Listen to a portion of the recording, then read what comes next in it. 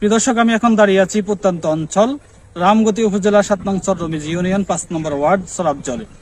প্রিয় দর্শক, আমি এখানে এসেছি একটি কারণে। আমার পাশে রয়েছে একটি নতুন মসজিদ। সেই নতুন মসজিদ কিছুদিন আগে থেকে কাজ শুরু করেছে। তো এই অঞ্চলের মানুষগুলা নামাজের জন্য খুব কষ্ট করে, নামাজ পড়ার জন্য নামাজ পড়তে পারে না মসজিদ না থাকার কারণে। তো তাদের উদ্যোগে তারা নিজেরাই যতটুকু পেরেছে এই মসজিদের কাজ ধরেছে।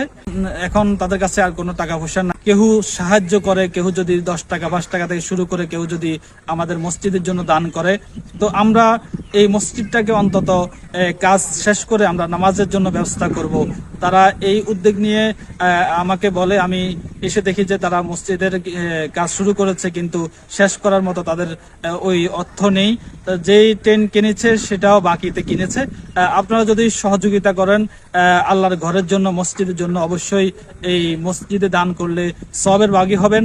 আমি মুসল্লিদের সাথে কথা বলে জেনেছি যে তারা বাকিতে টেনে এনে এই মসজিদের নির্মাণের কাজ শুরু করেছে, কিন্তু এখন পর্যন্ত তাদের ফান্ডে কোনো টাকা নেই।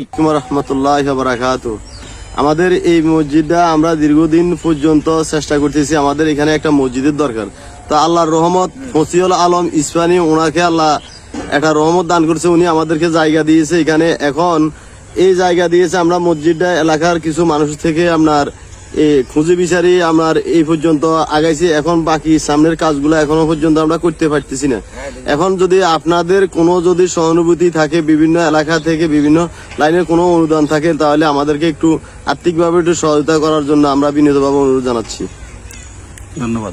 মসজিদে এই মসজিদের লাই জমি দিছি এখানে, তারপর যাই কাবযাত্রী যা লাগে এগুলা সবকিছু আমি দেবো।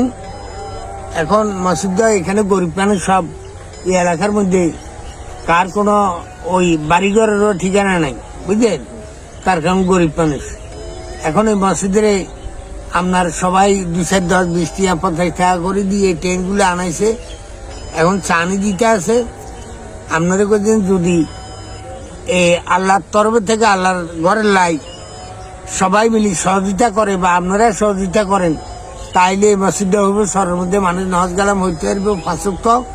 আমরা এখানে আসার পর থেকে এখানে মানুষের নদীভাঙ্গা সবাই কম বেশ সবাই রামগতি নদীভাঙ্গা থেকে এখানে আসি ঘর বাড়ি করছি।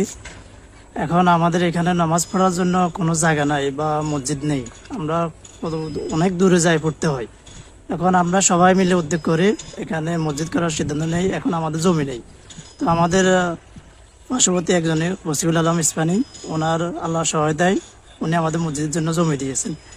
এখন এই জমির ভিতরে আমরা মসজিদের কাজ শুরু করে দিয়েছি।